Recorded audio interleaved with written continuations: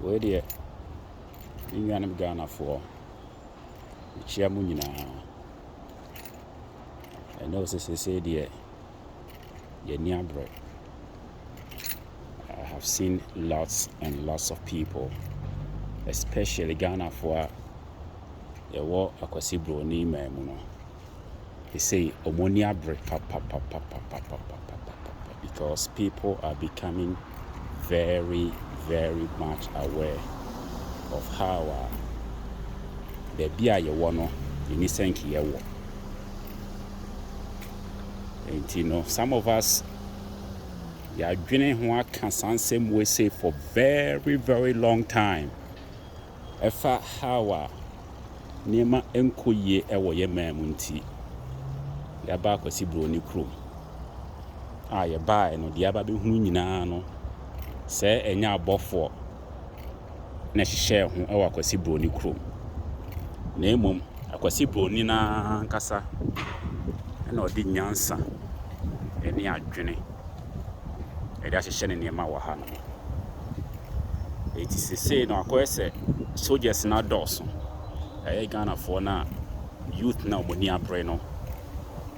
And some of us had been standbyers for quite some time.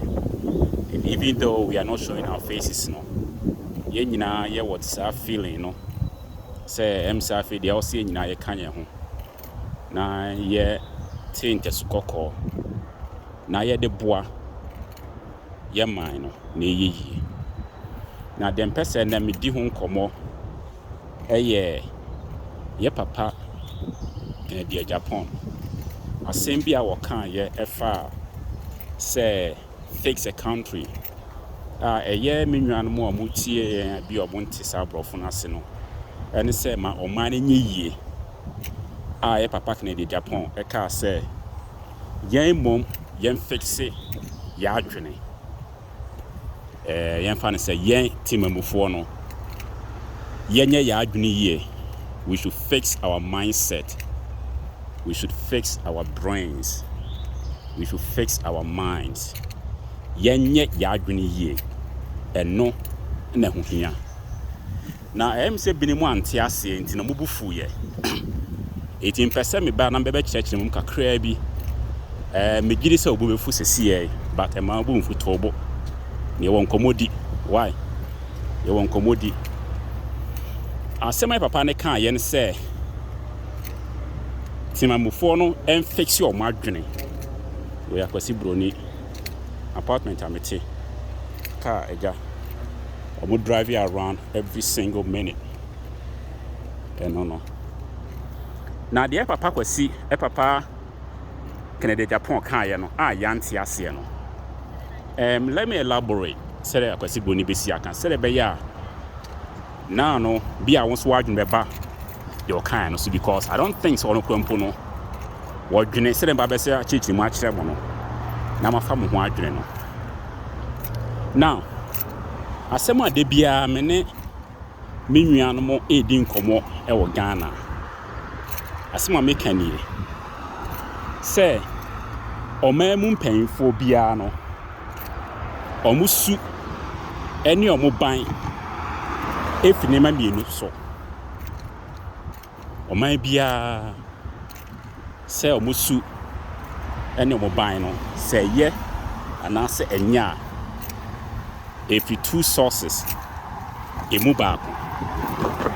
baako ne se empanfo no omusu ene omoban ejina omo ankasa omo tetiye mu said ye omunyini ye said omo bobra ene said omo sie bibia no sa omo su ene omo ban no ena omo de sokọ amamuo mu e de buman.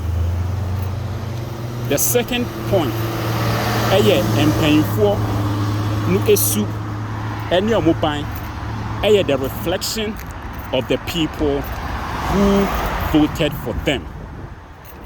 I mean, Chemubium and painful suit any omoban. I wore my bimuno. Ejina or Muakasana or Mutua Basamas, a man, some painful no. If you are Musuban so, the reflection of the people who voted for them. Inti, if you have a population, sebi, they don't have their mind fixed. The reflection, reflecting on the kind of people who elect you. And I say, and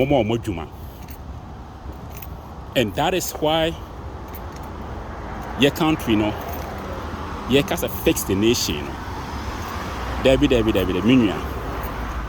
You back in the Agyapong can, and prepare. Because the attitude, the mindset of opinion, obe to me, sorry, na wa fly, ako o mindful froso, ako san hon ya re no, sa ni su ene ne ban no, efi, sa timemufo no moto abama sa pegnim. So, sa fix your mind na here papa ne kan ya no. Minya, I don't think so we have sat down to actually analyze, to understand the say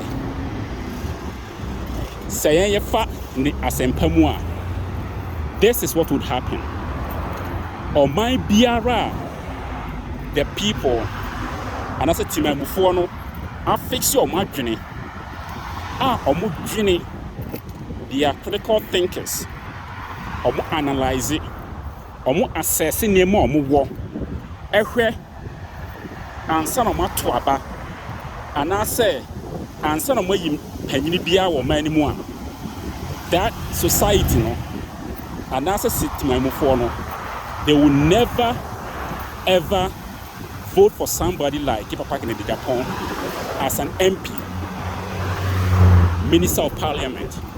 I mean, sign can be or manner the people, if their mindset is fixed, they are thinkers. They look at resources. They look at Nemo for the past 200 years before they elect officials. They will never ever elect Papa in the Agyapong. And I say people of his caliber as Minister of Parliament. My main can be and share my mini papa no muti be or monte brofanasi. Me say Timemufua Papa in the Agyapong. Case I was say yen and ye ya adwene mu yie no. Eye no kre omo mo hwe omo adwene mu yie. Omo dwene yie pa. Ehwe oman wote mu. Nema wo go pa. Free enfie ahamienu ebepin sebre se ya omuntu aba ma obi ti se papa kan the Agyapong se wo ma na ye emra hye bedwom ni omana oma fix your margin they think before they elect officials would never ever omuntu aba ma papa His Excellency Akufo-Addo as a president, Debida. Omana fix your margin. They will never ever emfa Papa Baumia as a vice president. Omana fix your margin to say Papa can Agyapong will never ever have our finance minister as a minister of the nation. Omana fix your margin will never ever elect Papa John Dramani Mahama as a president. In fact, Omana fix your margin. They think properly. They think about the nation. They look at all the rest of Sayewo. And compared to other advanced countries, only even half of what we have now will not even elect Papa John Agyapong as a president. I think it's having many attention. So now I go back to Papa in the Agyapong. All of I would say most of our leaders, about 99% of them, should never ever be ministers or emrashe bedroom for a nation. Omo fix your mind. We will never ever elect any of these as emrashe bedroom for. Why? If I'm talking about Agyapong, but see ne story pen. I share no, me akasama share no video pen about some inspirational stories about how I was shot here with 2 point bar Germany. Or bar Honomona, I'm so movie by US, no better Hanomo. And he was very, very hardworking person. No pejuma pan. What kind of story about how about double duty? Or Kodako Koye Juma, no Kako German for Juma no aye. No such as say or cars and the tax in their cake. And that's all the year. So what's not America? What's not US? Baby, I mean me way. You are Georgia, you are Atlanta, Georgia. What's not no more? Now how ministers and I say young fans senators and I say congressmen and women. I will come Hanamo. A year, Juma.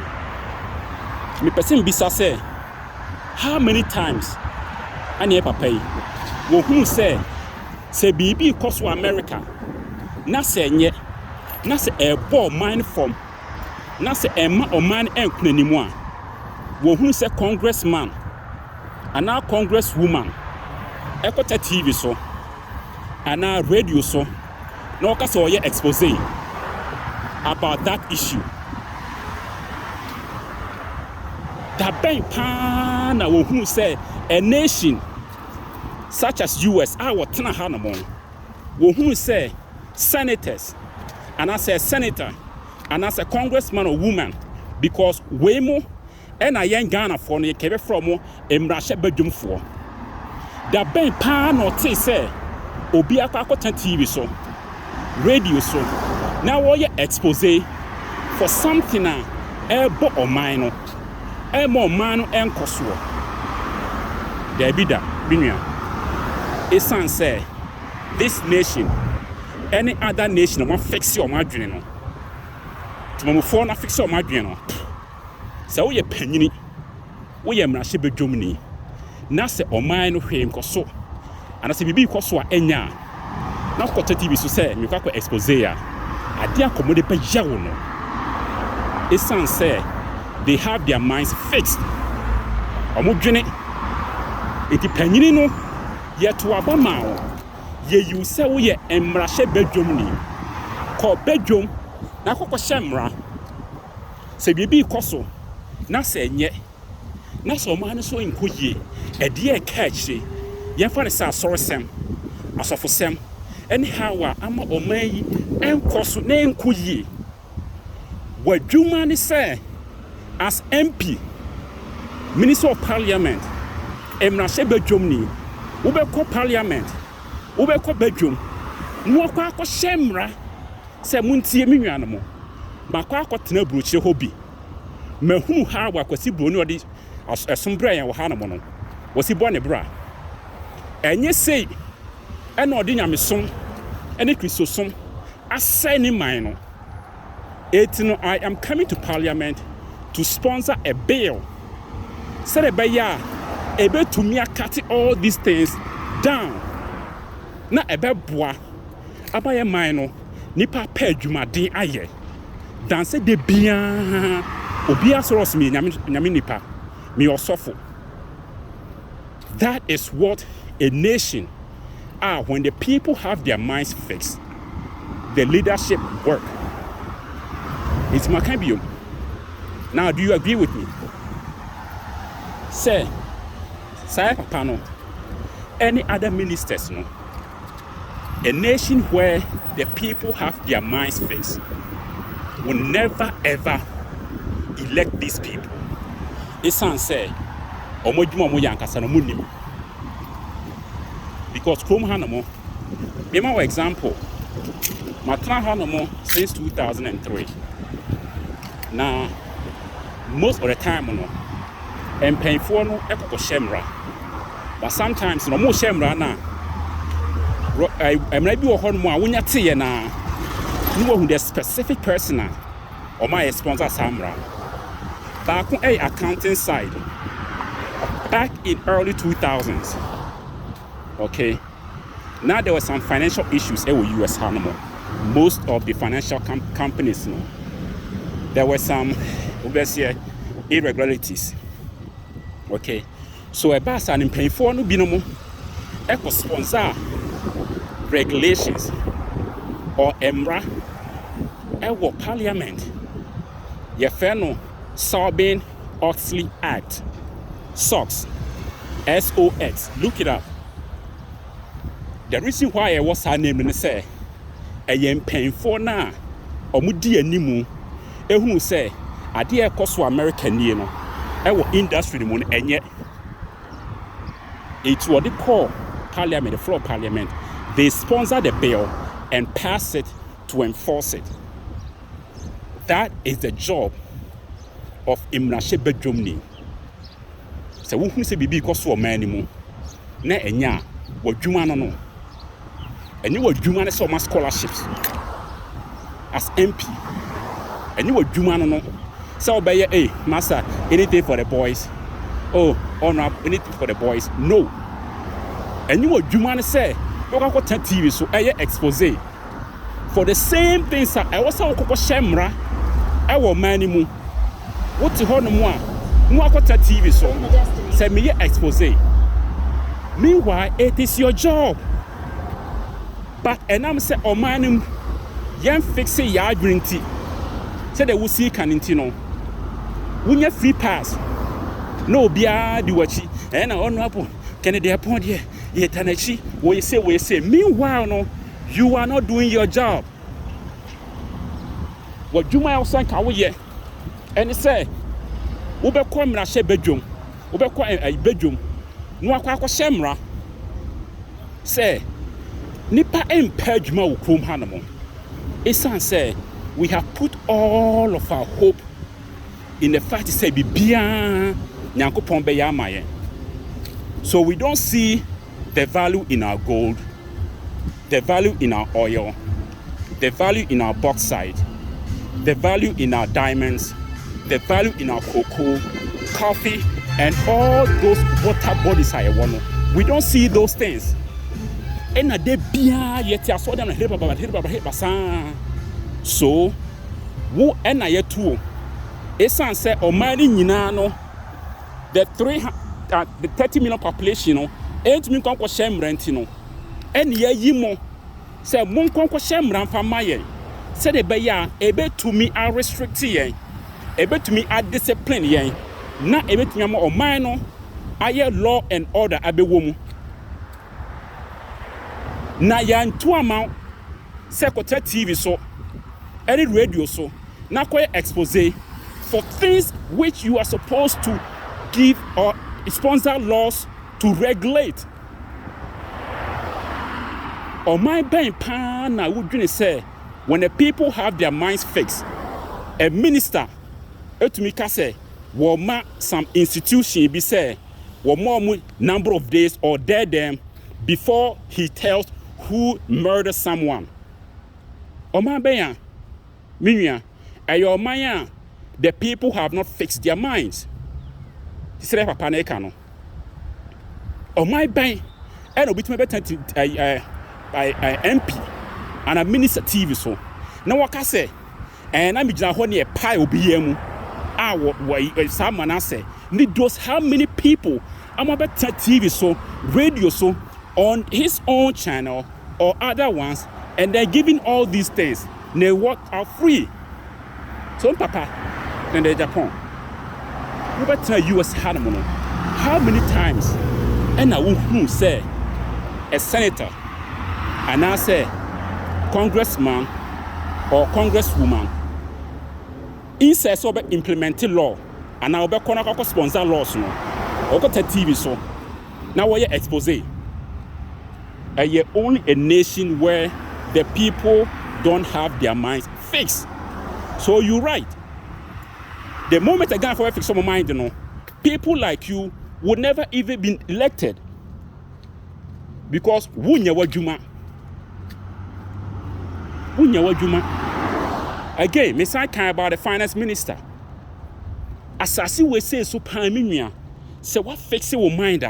How on earth can you tell me say Omaya what to gold for over 200 years?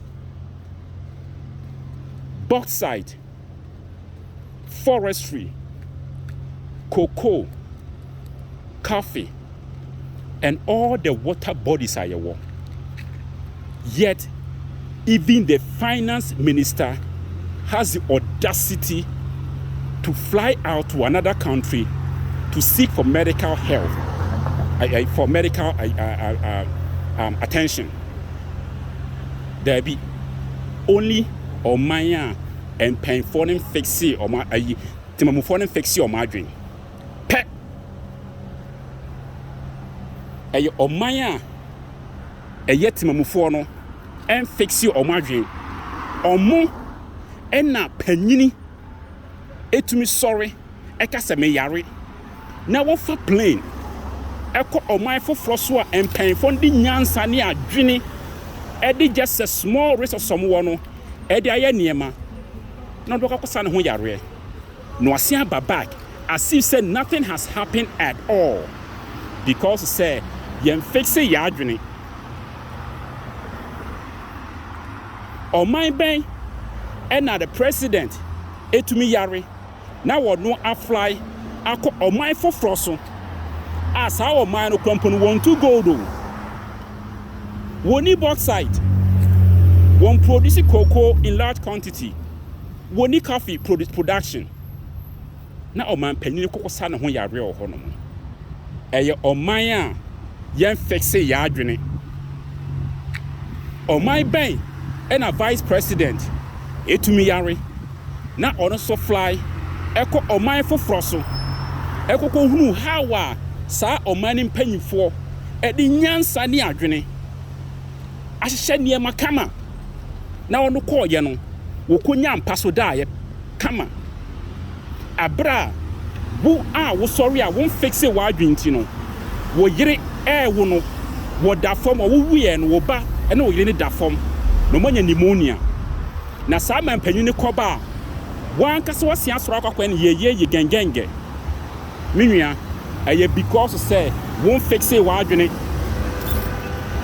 so you think say e baba kan bi odi atem there be that esan say the moment am be sha fixe mo adwene no wonu kwampo no he will never ever be elected because he doesn't have the element of leadership as a minister but we are so emotional people say Ghanaians are so emotional say we react based on emotions and not thinking and that is what he's saying. It sounds say see a fixie yard pet you better say bisa question say I didn't know yeah papa Agyapong walk out TV so expose when you should be going to the parliament bedroom na be kwa share emra say fitina ko say ni o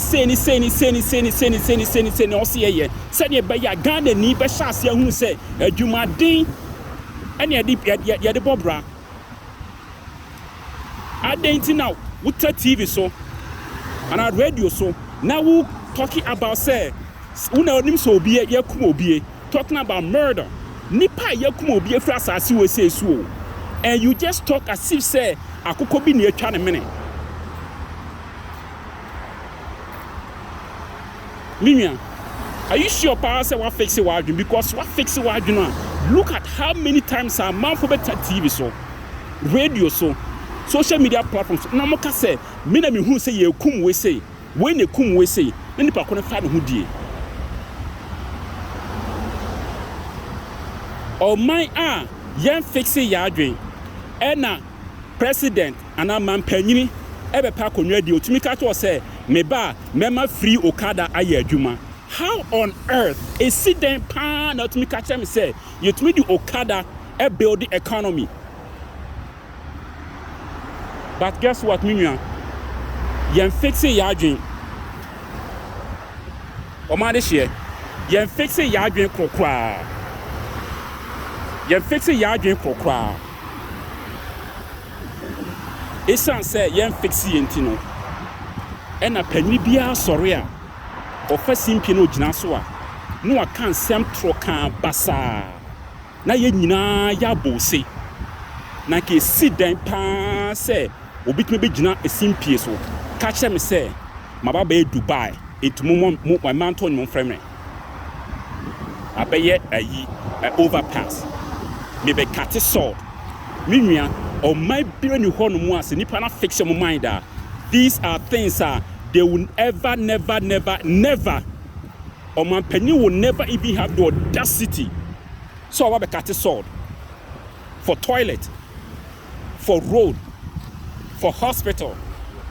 Nema eye basic minua eye wudi o tom e wo se wunya e wo se yenya wufri omanya what to gold for over 200 years wujidi pa se e wo so patch wan sa no wonya toilet it minua ye papa ne kan ya odika esan se fixe ya adwen na se chance ye adwene ye ho na se before e be to aba no ye be dwene se daachi menyini me pese me be wie school a metumi anya adwuma apply for mentumi company adwuma apply for kompona there has to be institutional e be na ye easy ama me ankasa metumi create me ankasa me company na metumi afa amanfo metumi ama retirement packages Srebe ya mi di emfiese ekona metumi agima home me pese me to aba me make sure say me nana senior citizens we have a program for them me pese me minor we have to have some programs for disabled people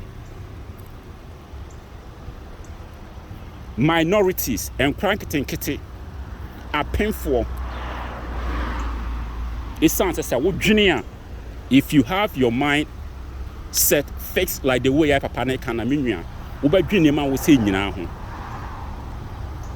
one minute sa 10 Ghana na e papa ne be ma ono one minute sa scholarship na e papa ne be ma ono esan say if you have your mind fixed you would rather elect leaders or mobile on be implementing niema what the your resources no your gold no obetumi aba again ye oil no or transia obetumi akwa 6% dia brain that is a nation ye dwene we are fixing our mind a nation say pay for no kwa 14% bar and 10% bar you betumi acho mo abro mo pa excuse that one any die mo but I hope say what him here esan say mu ye nation and I your mind ya fix ya dwen and as I you take and pay for serious they will never ever go to tables and then think otherwise like children. Not 1 minute for only the next few years for the be there no. Name onim say we about 30 million population now. Omonia brepa so kwa 10% the back. Idea the be no. Into okota ho no mu a wona kwasi boni be ko toe to toe.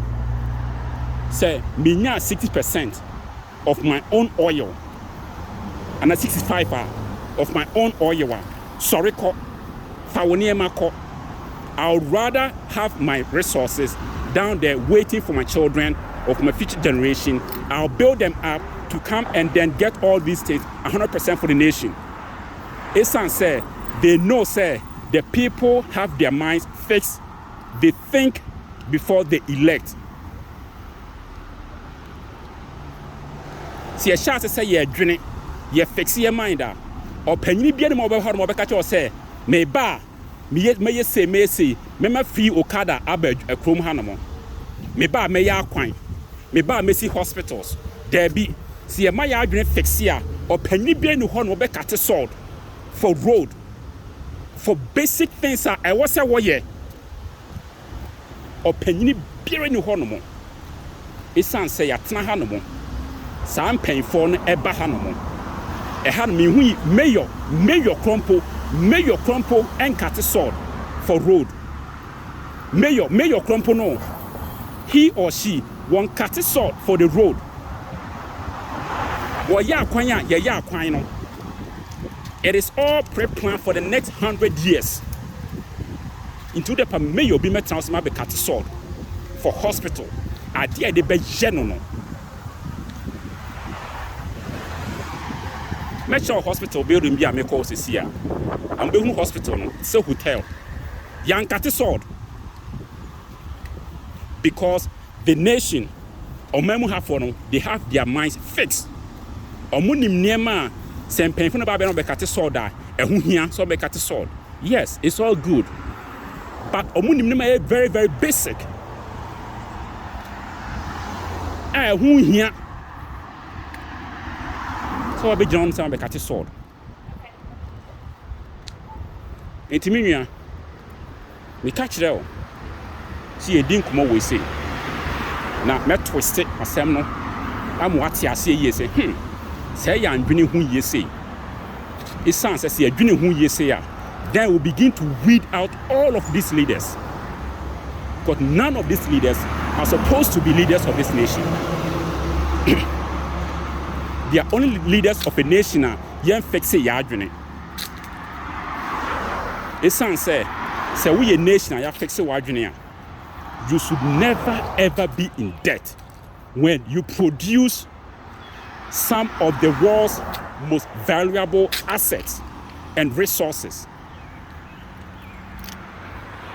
Ghana pet and I your maya. So being able to me I catch them watch the baby. So I don't post me, I will not post this on social media. But the best check again. And you're free to repost. But me who are maya. Why the number one for 2 resources in the world? Ghana, Miriam. I think say even 3. I may be wrong. But I know, sir, we were the number 1 gold producers in the world. Number 1 for gold. Yeah, so number 1, sir, yeah, to your Gold Coast. Number 1. Cocoa, you're not cocoa da. I may be wrong. So I'm wrong with the cocoa now. I think I'll be right with the coffee. Because I know say coffee. You're not Ivory Coast. You change the title no once a while. Me who nation what produce natural resources to the world are number 1 for more than 1 resource. It is sit down. And now to me catch them and say you are proud. Say me to Obama, Penyini. Even the finance minister has the audacity. So no yare no. Would me fly. Echo my for froso. Echo san ho yare. Mimia, would you the pass our fix our agony? A sit down. Say what sorry no to Aba. Edima Penyini or man Penyini. Now to me yare. Now what for plane. Echo man for son ho yare. Mimia, what fix our agony? A sit down and out me to Aba. Not vice president. Et me yare. Now to me fly. Echo man for son ho yare. Mimia, what can so fix our agenda? Because of Atlanta, Georgia. A sit down and I would see me president. I could see airport. But I could be out sebi any DM and mountain in frame. No, I see a car to us in Bama Ukada free. How do you build a nation? A sit down partner with me, pan, a cocoa general bones, some, and must such a candidate, and I'm man penny. A sit down and I would me to Aba, and more man penny or bar Hanamo, Atlanta Hanamo, CNN. Of all the things I will hear, next time I try video. Freeway Kakawa Hanamo 285, any that some other freeways. Roads no, 3 or 4, no, 4 or 5 lanes. 5 air, 5 air ba. A freeway. A freeway. That means a highway. A freeway. bros no 5 air ko na 5 air ba ekwan no ɛda so kama enso picture ɛna papa betwa o CNN abonten. How do you vote for such a person? A sit down and to catch me say my son papa ko to aba minua e san say won fix it wadwen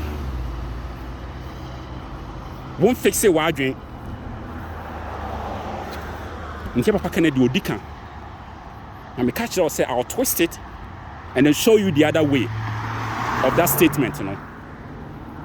Say be ya beti ase say oh ade ye true me fix it my dream.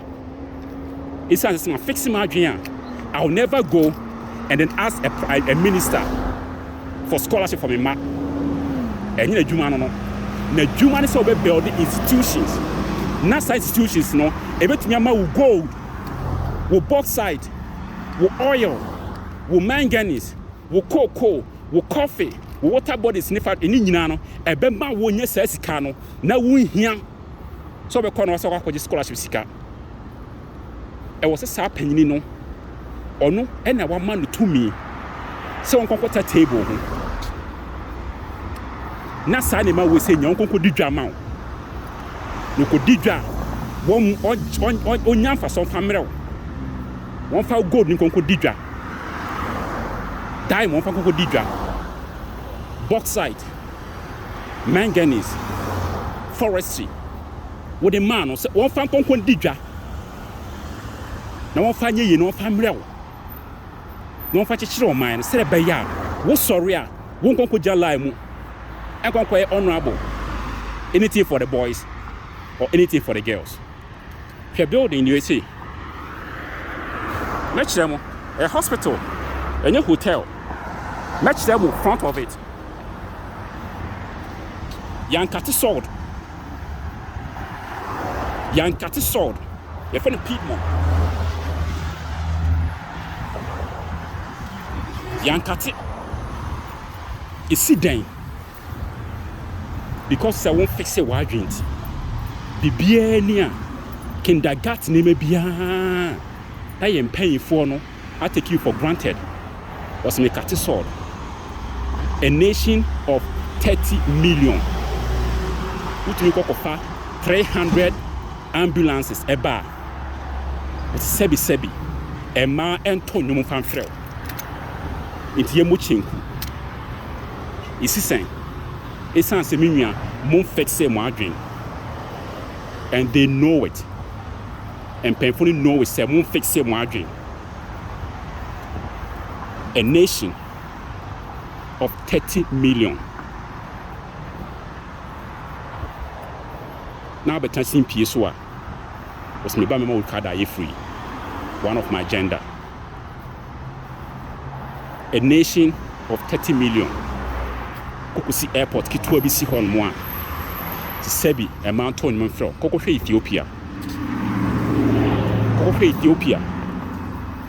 Ethiopia krompo na omo e ba kram kroma omo revere no go and look at what they are building. What's Hanamo? The beacon of Africa. If you do something small beyond the sebi man ton mo famfrel. Because the nation, you haven't fixed your mind. And until you fix it, no, we will keep having the same leadership. They are the reflection of our mindset and of our attitude. If you hotel, a hospital,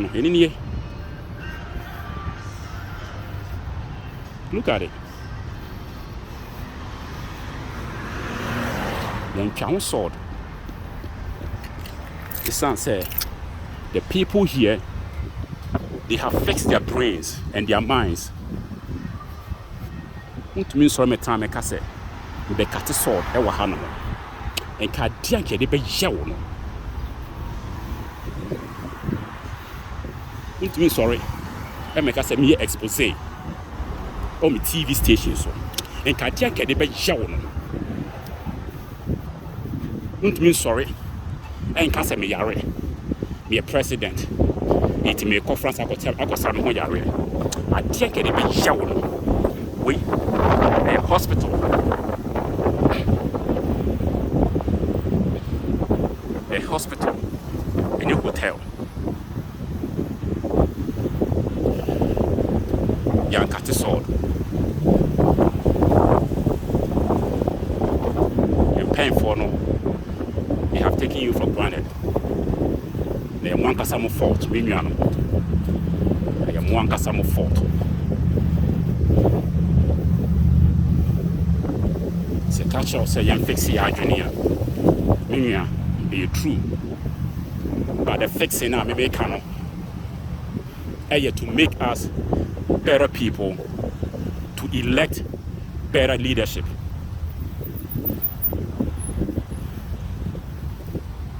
Fix the argument, I can guarantee you, you'll never ever clap for president just because say Oba or Sobemao free roads.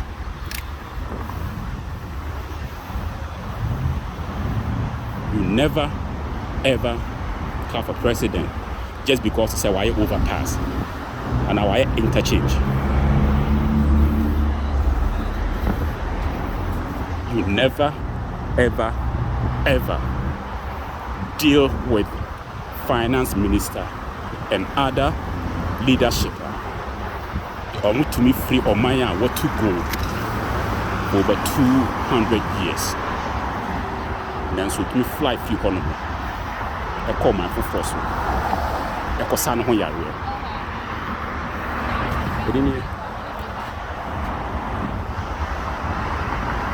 Hospital for the people in Georgia. The final Peachtree Road.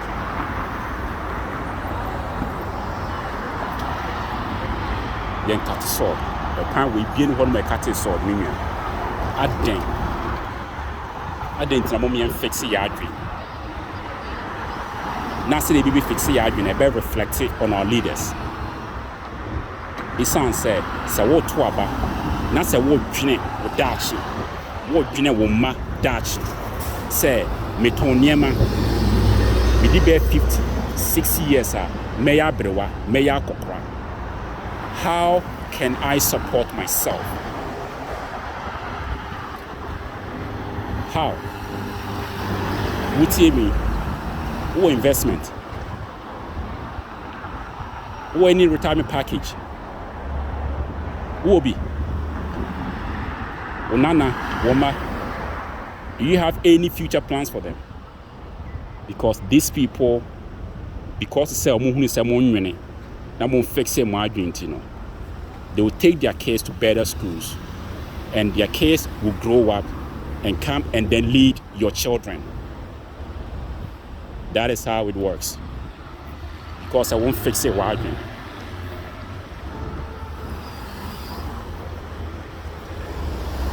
Someone fixing my dream. We'll keep getting these leaders, and nothing will change. You'll keep insulting on me D attempt all the time, every single day. Obeba, Uswoni Beji, honorable, anything for the boys. Now watch it. For that moment, for that 24 hours, no. Meanwhile, what on our mind for the next 200 years of poverty? Me and fix the idea.